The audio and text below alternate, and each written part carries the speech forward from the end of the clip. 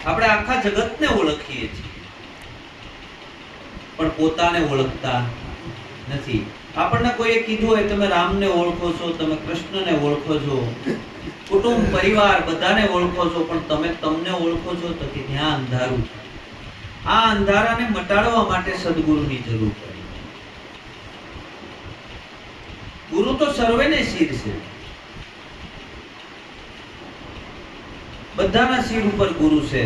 6 ગુરુ તો બધાને હોય છે, પણ જ્યારે સદગુરુ સાતમા ગુરુ ભેટે ત્યારે પોતાના નિજ સ્વરૂપની ઓળખાણ થાય. અને નિજ સ્વરૂપની જ્યારે ઓળખાણ થાય ત્યારે આ જન્મ મરણના ચક્કરમાંથી આપણે મુક્ત થાય. આપણો જન્મ થાય ત્યારે જે દાયણ છે એ દાયણ આપણી ગુરુ છે.